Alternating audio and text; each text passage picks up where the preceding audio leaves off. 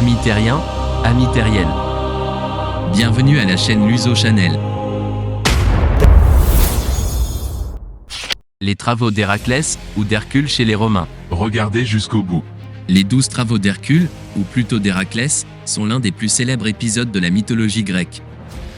Mais pourquoi ce héros a-t-il dû les réaliser et pourquoi les a-t-il acceptés? Retour sur ce passage de son histoire. Les 12 travaux d'Hercule, sa vie, sa mort. Attention. Mais avant de continuer, si le contenu vous plaît, vous savez comment faire. Je compte sur vous. Merci. Les peuples de Grèce et de Rome éprouvaient tout naturellement un attrait considérable pour ce demi-dieu, qui pouvait souffrir comme n'importe quel mortel, était capable de commettre les mêmes erreurs de parcours qu'eux dans sa vie privée, tout en accomplissant régulièrement des exploits dont aucun mortel ne pouvait rêver. Hercule était en essence une sorte d'homme du commun surpuissant qui connaissait des déceptions, passait de mauvaises journées, voire de mauvaises années, et finit par mourir victime d'une trahison. Pourquoi Hercule doit-il accomplir 12 travaux? Intéressons-nous un instant aux circonstances qui l'ont mené à vivre de telles aventures. Ces circonstances commencent à sa conception. Héra, femme et sœur de Zeus, ne pardonne pas la trahison charnelle de Zeus avec une mortelle nommée Alcmène, princesse de Mycène et descendante de Persée. Pour en savoir un peu plus sur cette histoire d'adultère, regardez ma vidéo sur Héraclès, Hercule, héros de la mythologie gréco-romaine. Ivre de colère et de jalousie, Héra voue toute sa haine à cet enfant. Dès lors, cette revêche déesse poursuit Héraclès sans relâche pour se venger de son mari volage. Héra frappe Héraclès une première fois. Zeus avait fait une promesse. Le premier enfant descendant de Persée serait roi de l'Argolide. Héra fait alors accoucher prématurément la cousine d'Alcmène. Héraclès arrive ainsi deuxième, derrière son cousin et futur ennemi, Eurysthée. Puis une deuxième fois. Héra n'en a pas fini, elle envoie 2 serpents dans le berceau d'Héraclès. Mais le fils de Zeus les tua. Par la suite, il fut élevé à la cour d'Amphitryon, son père terrien, où les meilleurs précepteurs du pays lui enseignèrent la lutte, l'équitation, l'escrime, le tir à l'arc, à conduire un char, à jouer de la lyre et à chanter. Cependant, Hercule ne connaissait pas sa propre force et tua Linos, son maître de musique, d'un coup de lyre lors d'une dispute. On l'envoya alors garder ses troupeaux afin de lui éviter la tentation de se créer de nouveaux ennuis. C'était mal connaître Hercule, en effet, lorsqu'il apprit que l'armée de Thèbes avait été vaincue par une troupe de Minyens, il fut saisi par un sentiment d'injustice, il prit la tête d'une troupe de guerriers thébains et se mit en devoir de rétablir l'ordre à Thèbes après avoir vaincu les Minyens.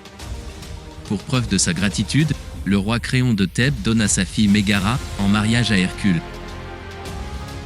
À ce moment de son histoire, Hercule était un jeune héros couronné de succès, marié et, plus tard, père de 3 fils robustes. Incapable de tolérer cette situation, Héra, pour la 3e fois, se vengea et le fit sombrer dans une crise de folie au cours de laquelle il tua ses propres enfants et, dans certaines versions, Mégara elle-même. Il resta prisonnier de sa rage jusqu'à ce qu'Athéna ne l'assomme avec une pierre. Lorsqu'il revint à lui, accablé de chagrin devant ses actes, il aurait voulu se tuer, mais son cousin Thésée le convainquit de la lâcheté de ce geste et de la nécessité de trouver un moyen de se racheter.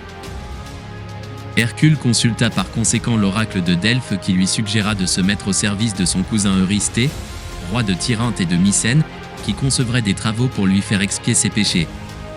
À l'origine, ces travaux n'étaient que 10, mais ils furent ensuite portés au nombre de 12. La Pythie, lui ayant dit de se mettre pendant 12 ans au service de son cousin Eurysthée, c'est un châtiment cruel. Héraclès devient l'esclave de son ennemi. Eurysthée profite de l'occasion pour essayer de se débarrasser de son menaçant cousin. Il le met à l'épreuve 12 fois. Ce sont les 12 travaux d'Héraclès. Il tua le lion de Némée. 2. Il tua l'hydre de Lerne. 3. Capturer la biche de Cérynie. 4. Il captura le sanglier d'Érymanthe. 5. Il nettoya les écuries d'Augias. 6. Chasser les oiseaux du lac Stymphale. 7. Il dompta le taureau de l'île de Crète. 8. Il s'empara des juments de Diomède. 9. Voler la ceinture d'Hippolyte. 10. Ramener le troupeau de Gérion. 11. Il cueillit les pommes d'or du jardin des Hespérides. 12. Ramener Cerbère, gardien des enfers. Héraclès a expié son crime en achevant ses 12 travaux. Il est libéré d'Eurysthée. Au cours de ses aventures, le héros a débarrassé les contrées qu'il traverse de brigands, de sauvages ou de tyrans. La mission d'Héraclès est civilisatrice.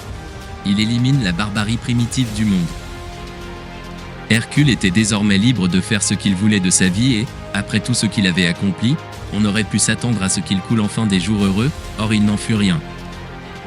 Que ce soit à cause des ruses d'Héra, de son propre caractère ou de son intempérance, Hercule allait connaître de nouvelles mésaventures. En effet, au cours d'un nouvel accès de folie suscité par Héra, Hercule tua le prince Iphitos d'Ocalie et fut instruit par l'oracle de se vendre comme esclave pour expier son péché. C'est ainsi qu'il devint la propriété de la reine Omphale de Lydie qui obligea le héros à s'habiller en femme. Omphale finit par le prendre comme amant et lui rendit sa liberté. Il partit ensuite en expédition à Troie, qu'il conquit avec l'aide d'autres héros, bien avant la guerre de Troie, puis fut impliqué dans une guerre avec les Titans de Sicile. Il retourna ensuite en Grèce pour se venger d'Augias qui avait refusé d'honorer sa parole après qu'il eut nettoyé ses écuries. Il quitta le pays d'Augias et, après d'autres aventures, arriva à Calydon où il rencontra et tomba amoureux de la princesse Déjanire, la sœur de Méléagre. Il dut lutter contre le dieu fleuve Acheloo pour obtenir sa main, mais il remporta la victoire et put se marier. Déjanire et Hercule vécurent heureux pendant un certain temps à Calydon. Ils décidèrent de quitter la ville. Ils atteignirent le fleuve Événos où ils rencontrèrent le centaure Nessos, qui proposa de faire traverser Déjanire sur son dos. Mais une fois sur l'autre rive, il tenta de la violer, et Hercule l'abattit d'une de ses flèches. Hercule et Déjanire s'installèrent dans la ville de Trachis, fondèrent une famille et, là encore, furent heureux pendant un certain temps. Une version du mythe raconte qu'il aida Artémis à tuer un sanglier qui ravageait le royaume, et qu'il reçut Iolée en récompense. Hercule prépara alors un banquet en l'honneur de sa victoire, et demanda à Déjanire de lui envoyer sa plus belle tunique pour les festivités. Déjanire, craignant qu'Hercule ne soit désormais plus attaché à Iolée qu'à elle, trempa le vêtement dans le sang de Nessos. Dès qu'Hercule enfila la tunique, il fut saisi d'une douleur insupportable et commença à brûler de l'intérieur. La mort d'Hercule est tout aussi épique que le reste de ses aventures. La légende raconte que c'est sa propre épouse Déjanire qui a conduit à leur perte, en lui remettant une tunique empoisonnée. Trompée par un centaure, elle crut avec ce vêtement s'assurer de la fidélité de son mari. Elle ne se rendit compte de son erreur que lorsque la tunique se mit à brûler la peau d'Hercule. Effarée, elle se suicida. Le héros ne lui survécut pas très longtemps. Sur ses propres ordres, il fut déposé dans les flammes d'un bûcher et mourut sur le mont Oeta. Quittant son corps d'homme, il rejoignit alors Zeus et les autres dieux de l'Olympe.